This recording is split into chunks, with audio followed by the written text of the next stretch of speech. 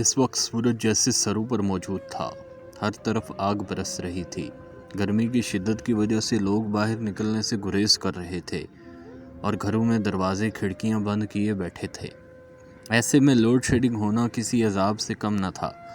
جن لوگوں کے گھروں میں جنریٹر اور UPS جیسی سہولتیں موجود تھیں وہ سکون میں تھے، اور وہ بیچارے جو اس نعمت سے محروم تھے گرمی سے بلبلا رہے تھے۔ میں جلدی کام نپٹا رہی تھی۔ کام والی ماسی نذیرہ صفائی کر رہی تھی۔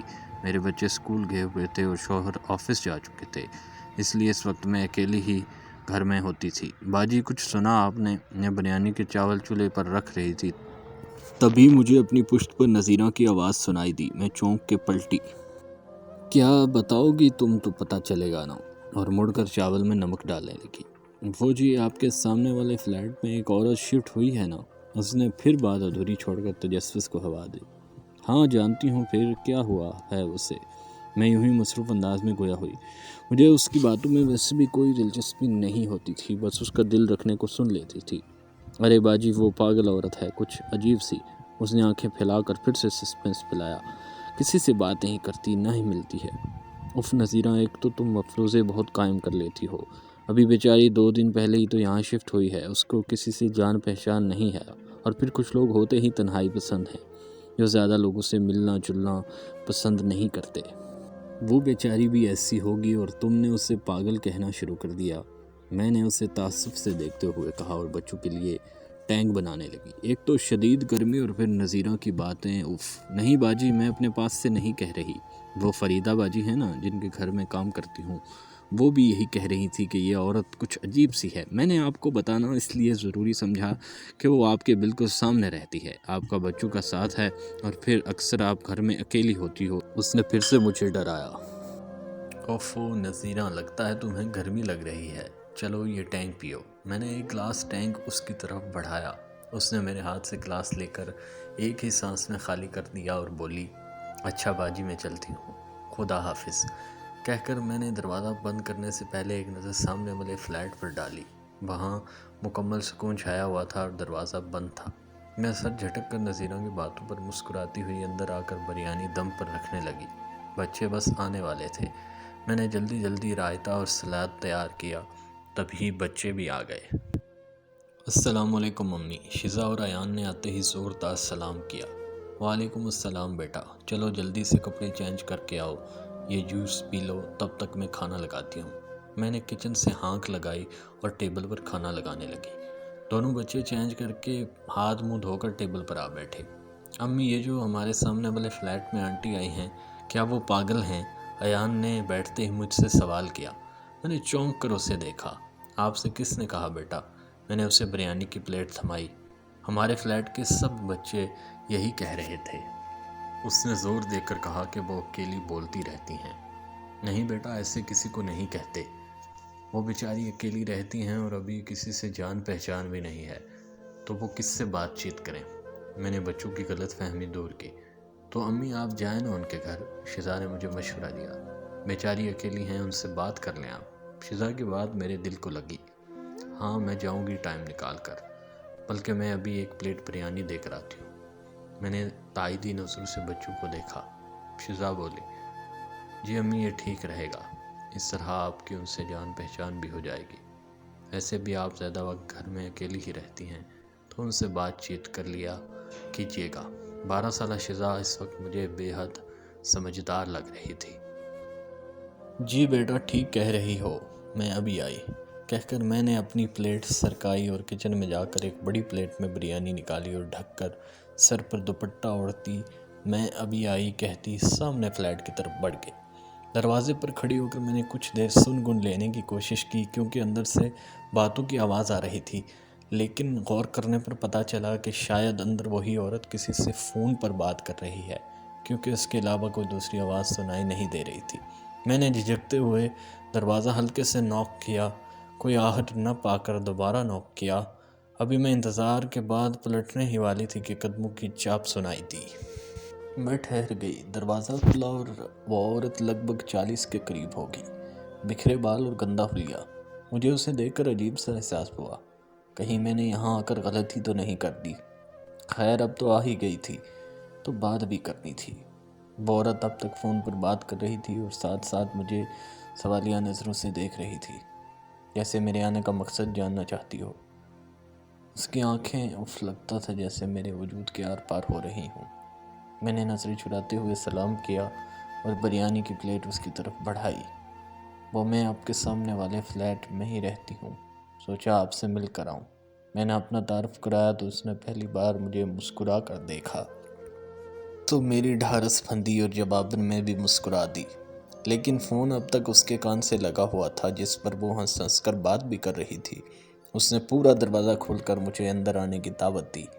بہت خوشی ہوئی آپ سے مل کر، آئیے اندر تشریف لائیے۔ اس کے لہجے سے لگ رہا تھا کہ وہ پڑھی لکھی تعلیم یافتہ عورت ہے۔ میں نے اس کے بارے میں غلط باتیں کرنے والوں پر لعنت بھیجی۔ بیچاری اتنی اچھی تو ہے، اتنی بااخلاق، اتنی تمیزدار، تو ہے لوگوں کی سوچ پر۔ میں نے جلدی سے کہا نہیں ابھی نہیں، پھر کبھی، دراصل ابھی بچے اکیلے ہیں گھر میں، بعد میں آؤں گی، اور کہہ کر واپس پلٹ گئی۔ مجھے واپس آتا دیکھ کر بچے سوال کرنے لگے، وہ آنٹی کیسی ہیں، آپ ملی ان سے؟ ہاں بیٹا وہ بہت اچھی ہیں، مجھے اپنے گھر میں بلا رہی تھی، لیکن ابھی وقت نہیں تھا میرے پاس اس لیے نہیں گئی، پھر کبھی جاؤں گی انشاءاللہ۔ یہ کہہ کر میں جلدی جلدی ٹیبل سمیٹنے لگی۔ اس بات کے ایک ہفتے بعد کا ذکر ہے، میں کچھ سودا سلف لے کر آ رہی تھی کہ وہی عورت اپنی ہی دھن میں فون پر بات کرتی مجھ سے 2 قدم آگے چل رہی تھی۔ اس کے ہاتھ میں کچھ کھانے پینے کی اشیاء تھیں۔ میں نے سنا وہ کہہ رہی تھی، کس وقت تک پہنچیں گے آپ لوگ؟ اچھا دیکھیں پچھلی بار کی طرح لیٹ نہ ہو جائیے گا، میں انتظار کروں گی 8 بجے۔ پھر کچھ دیر رکی، دوسری طرف کی بات سننے کے بعد بولی، اچھا کھانے میں کیا بناؤں؟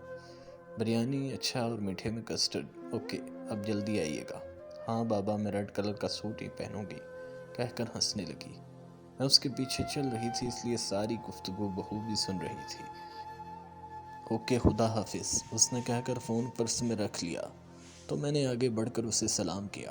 اس نے کچھ چونک کر میری طرف دیکھا اور شناسائی کی رمق اس کی آنکھوں میں دوڑ گئی۔ وعلیکم السلام، کیسی ہیں آپ؟ اس نے بڑی کرم جوشی سے میرے سلام کا جواب دے کر پوچھا۔ جی میں ٹھیک ہوں، آج لگ رہا ہے کہ مہمان آ رہے ہیں آپ کے گھر میں؟ میں نے خوش دلی سے پوچھا تو وہ ہلکا سے شرماتے ہوئے بولی، ہاں وہ دراصل آج میری منگیتر اپنی امی کے ساتھ میرے گھر آ رہے ہیں شادی کی تاریخ لینے۔ دراصل اگلے مہینے میری شادی ہے تو اکیلی ہونے کی وجہ سے سب کام مجھے اکیلے ہی کرنا پڑتے ہیں۔ شادی کے ذکر پر ہزاروں رنگ اس کے چہرے پر تھے۔ ارے یہ تو بہت خوشی کی بات ہے، اگر میری کچھ ہیلپ چاہیے ہو تو بلا جھجک کہیے گا، مجھے اچھا لگے گا، میں نے خوش دلی سے کہا۔ مجھے واقعی خوشی ہو رہی تھی کہ چلو بیچاری کی تنہائی تو ختم ہوگی۔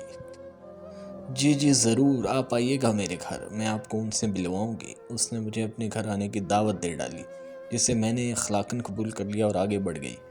پیچھے سے مجھے دوبارہ سے اس کے فون پر بات کرنے کی آوازیں آ رہی تھی۔ میں مسکراتی ہوئی سیڑھیاں چڑھنے لگی اور فلیٹ میں داخل ہو گئی۔ میں نے جلدی جلدی اپنے گھر کے کام نپٹائے، اتنی دیر میں شوہر صاحب بھی آ گئے۔ میں نے انہیں سب بتا کر جانے کی اجازت چاہی جو انہوں نے بخوشی دے دی۔ 8 بج چکے تھے، میں جلدی سے کھانا ٹیبل پر لگانے لگی۔ بچیوں اور شوہر صاحب کو کھانا دے کر میں تیار ہونے چل دی۔ ایک اچھا سا کاٹن کا سوٹ پہنا، ہلکا سا میک اپ کر کے میں نے خود کا تنقیدی جائزہ لیا اور پھر مطمئن ہو کر میاں جی کو خدا حافظ کہتی فلیٹ سے باہر نکل آئی۔ سامنے والے فلیٹ کا دروازہ خلاف توقع بند تھا، لیکن اندر سے اس کے ہنسنے کی آوازیں آ رہی تھیں۔ شاید مہمان آ چکے تھے یا پھر وہ فون پر باتیں کر رہی تھی۔ میں نے سوچتے ہوئے ہلکے سے دستک دی۔ تھوڑی دیر بعد قدموں کی چاپ سنائی دی، میں سنبھل کر کھڑی ہو گئی۔ اس نے مسکراتے ہوئے دروازہ کھولا، میں نے سر سے پیر تک اس کا جائزہ لیا۔ اس نے حسب وعدہ سرخ جوڑا پہن رکھا تھا، ساتھ ہی بہت گہرا میک اپ کر رکھا تھا۔ وہ بہت خوش دکھائی دے رہی تھی۔ ارے واہ آج تو آپ بہت اچھی لگ رہی ہیں، میں نے کھلے دل سے اس کی تعریف کی تو اس نے لجاتے شرماتے مجھے شکریہ کہا اور اندر آنے کے لیے راستہ دیا۔ مہمان آ گئے آپ کے؟ میں نے اندر قدم رکھتے ہوئے اشتیاق سے پوچھا۔ ہاں آپ اندر ڈرائنگ روم میں چلے، میں آپ کا تعارف کرواتی ہوں، اس نے میرے ساتھ چلتے ہوئے مسکرا کر کہا اور مجھے لیے ہوئی ڈرائنگ روم میں آ گئی۔ ڈرائنگ روم میں کوئی موجود نہیں تھا، میں سمجھی دوسرے کمرے میں ہوں گے۔ میں کچھ جھجکتے ہوئے بیٹھ گئی۔ فلیٹ میں خلاف توقع بہت خاموشی تھی، لگتا نہیں تھا کہ کوئی وہاں موجود ہے۔ میں کچھ پوچھتے ہوئے بھی جھجک رہی تھی، جبکہ نیلوفر سر جھکا کر میرے ساتھ والے صفحے پر موجود تھی۔ اس کا انداز ایسا تھا جیسے وہ کسی سے شرما رہی ہو۔ مجھے کچھ سمجھ نہیں آ رہا تھا۔ بالآخر میں نے ہمت کر کے پوچھ ہی لیا، نیلوفر آپ کے مہمان؟ میں نے جان بوجھ کر فکرہ ادھورا چھوڑ دیا تھا۔ میری بات سن کر نیلوفر نے اپنے ماتھے پر ہاتھ مار کر ہنستے ہوئے کہا، ارے دیکھیں میں بھی کتنی پاگل ہوں، آپ لوگوں کا تعارف تو کروایا ہی نہیں۔ یہ جو سامنے بیٹھی ہے نا، یہ میری ساس ہیں اور یہ عادل ہے میرے منگیتر۔ وہ تعارف کروا کر چپ ہو گئی، لیکن میں پھٹی پھٹی آنکھوں سے سامنے والے صوفے کو دیکھ رہی تھی جو بالکل خالی پڑا تھا۔ وہاں کوئی موجود نہ تھا۔ میری زبان گنگ ہو چکی تھی۔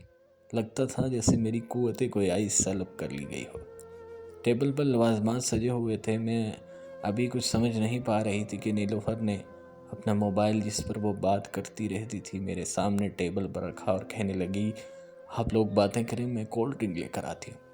وہ کمرے سے نکلی تو بے اختیار میری نظر اس کے موبائل پر پڑی۔ وہ کوئی فون نہیں بلکہ ڈمی موبائل فون تھا۔